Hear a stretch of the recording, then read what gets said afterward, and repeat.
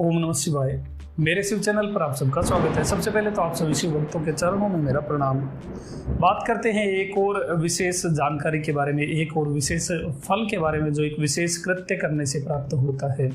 देखिए, शिव से संबंधित ऐसा कुछ भी नहीं जो आप करें और उसका फल आपको ना मिले। यदि आप मन में केवल सोच भी लेते हैं शिव के लिए तो भी उसका फल आपको प्राप्त होता है। फिर पूजा में किए जाने वाले जो कृत्य हैं, जो भगवान के निमित्त आप कृत्य करते हैं, जो कर्म करते हैं, उनकी तो बात ही क्या करें। केवल मन में यदि आप भगवान का स्मरण करते हैं तो भी उसका फल आपको प्राप्त होता है।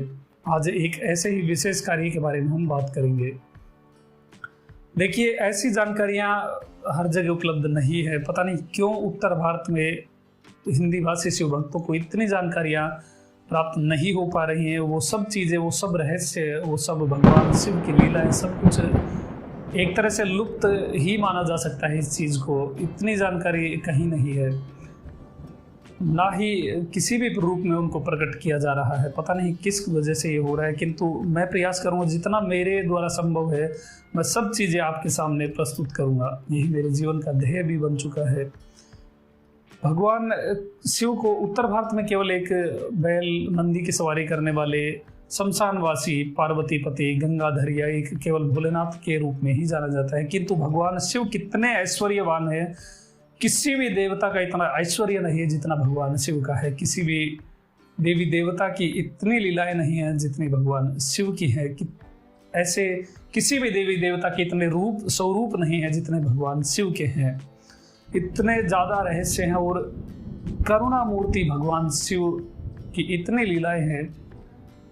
ये जीवन छोटा पड़ने वाला है। यदि मैं आपको डेली एक वीडियो भी दूं तो भी आप ये रहस्य पूरे नहीं होने वाले हैं। फिर भी छोड़िए, आज बात करते हैं जो दिव्य शिव भक्त, मैं दिव्य ही कहूँगा, जो शिव भक्त शिवलिंग का श्रृंगार करते हैं। ऐसे शिव भक्तों को उस शिवलिंग का श्रृंगार करने से, भगवान शिव का श्रृंगार करने से, उनको अलंकृत करने से क्या फल प्राप्त होता है और क्या एक छोटी सी विशेष सावधानी उनको श्रृंगार करते हुए रखनी चाहिए। बहुत सारे ऐसे शिव भक्त हैं। सबसे पहले तो उन सभी शिव भक्तों को मेरा कोटि कोटि प्रणाम, उनके चरणों में मेरा प्रणाम। ऐसे दिव्य शिव भक्त पूजनीय होते हैं, इनके दर्शन मात्र से ही शिव कृपा प्राप्त हो जाती है। अब जो शिव भक्त शिवलिंग का श्रृंगार करते हैं, बहुत सारे शिव भक्त चंदन से श्रृंगार करते हैं, कई पुष्पों से श्रृंगार करते हैं, कोई भांग से करता है, कोई अनेक पदार्थों से शिवलिंग का श्रृंगार किया जाता है। मालाओं द्वारा, चंदन लेपन द्वारा या फिर भांग से मुखाकृति बना करके बहुत प्रकार से शिवलिंग का श्रृंगार किया जाता है। इन सभी शिव भक्तों को क्या प्राप्त होता है और क्या एक विशेष चीज इस श्रृंगार के दौरान ऐड करनी चाहिए एक शिव भक्त को, वो मैं आपको इस वीडियो में बताने जा रहा हूँ। देखिए, श्रृंगार करते हुए आपको एक विशेष वस्तु का प्रयोग करना है और वो वस्तु है दर्पण यानी शीशा। संभव हो तो आप एक शीशा खरीद लीजिए। जितनी भी बड़ी शिवलिंग है उसके अनुरूप आप वो दर्पण खरीद सकते हैं। एक निर्मल स्वच्छ दर्पण आपको खरीदना है। एक शीशा आपको, वो हमेशा मंदिर में ही रहेगा बाद में, या आप घर पर श्रृंगार करते हैं तो आप अपने घर के मंदिर में भी उसको रख सकते हैं और शिवालय में भी उसको रख सकते हैं। जब आप श्रृंगार करें तब शिवलिंग के समक्ष वो दर्पण रख दीजिए ताकि जो आप श्रृंगार कर रहे हैं वो भगवान को दिखता रहे। जिस प्रकार से इसको ऐसे समझिए, मान लीजिए आप हेयर कटिंग करवाने जाते हैं या फिर कहीं भी कोई मेकअप वगैरह कोई करवाने जा रहा है तो वो दर्पण के सामने ही मेकअप वगैरह या कटिंग अपनी करवाता है। उसी प्रकार से आपको भगवान का श्रृंगार करना है। आप दर्पण वहाँ पर स्वच्छ, बिल्कुल ध्यान रखिए, दर्पण पूरी तरह से साफ हो, निर्मल हो, बिल्कुल भी इसमें कोई दाग धब्बा कुछ भी नहीं हो, वो शिवलिंग के सामने आप रख दीजिए और फिर आप श्रृंगार कीजिए ताकि भगवान को दिखता रहे कि आप क्या कर रहे हैं। ये कुछ उसी प्रकार से है और मैं मजाक नहीं कर रहा हूँ, ये श्लोक के द्वारा ऐसा वर्णित है। श्लोक में आपको स्क्रीन पर दे रहा हूँ। देखिए, शिवस्य पुरतो दधा दर्पणम चारु निर्मलम पर्यंतम शोभितम कृत्वा श्वेतमाल्ये सचंदने चंद्रासु निर्मल श्रीमान सुभग काम रूप धृक कल्पायुत सहस्त्राणी रुद्रलोके महीयते। अर्थात भगवान शिव के सामने सुंदर और स्वच्छ दर्पण रखिए और फिर श्रृंगार करते हुए उन्हें पूरी तरह से शोभायमान करें। उन्हें श्वेत मालाओं और चंदन से लेपित करते हुए चंद्रमा की किरणों के समान श्वेत और निर्मल करके श्रीमान सुभग काम रूपधारी बनाए। तो भक्त यानी जो भक्त श्रृंगार कर रहा है वो भक्त हजारों अयुत कल्पों तक रुद्रलोक में निवास करता है। ये इसका फल है और किस प्रकार से करना चाहिए वो इस श्लोक के द्वारा वर्णित हुआ है। इसलिए जो भी शिव भक्त श्रृंगार करते हैं वो इस बात का ध्यान रखें, वो एक दर्पण रखें ताकि भगवान को दिखता रहे और फिर आप वो भगवान का अलंकार करें। इसमें आप जो मालाएं अर्पित करते हैं वो श्वेत प्रयोग कर सकते हैं। श्वेत शिव के लिए सबसे उत्तम मानी जाती है। आप पीत भी, यदि आप गुरु रूप में शिव को मानते हैं तो आप पीत भी अर्पित कर सकते हैं, यानी पीले फूलों की मालाएं भी आप अर्पित कर सकते हैं। नहीं तो बेस्ट है आप सफ़ेद पुष्पों की माला ही श्रृंगार के समय यूज़ करें। और चंदन से लेपन करना है।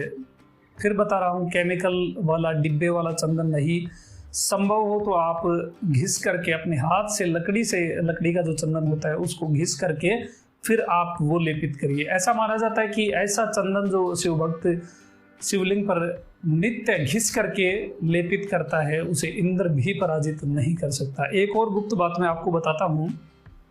देखिए, आपने कभी नोटिस किया होगा कि देवता और दैत्यों का जब संग्राम होता था, कोई भी असुर जब स्वर्ग पर आक्रमण करता था तो सारे देवता बंदी बना लिए जाते थे, किंतु एक देवता भाग जाता था और वो है इंद्र।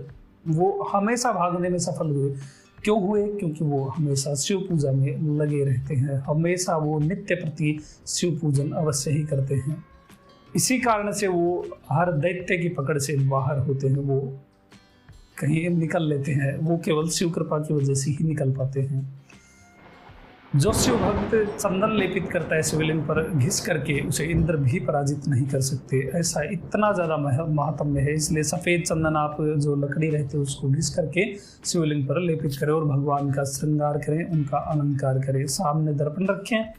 जिस प्रकार से आप कटिंग करवाते हो और देखते रहते हैं कि किस प्रकार से वो नाई बाल काटता है, उसी प्रकार से कुछ वैसा ही मान लीजिए आप भगवान को दिखा रहे होते हैं कि आप किस प्रकार से उनका श्रृंगार कर रहे हैं। ऐसा शिव भक्त हजारों अयुत कल्पों तक शिवलोक या रुद्रलोक में निवास करता है।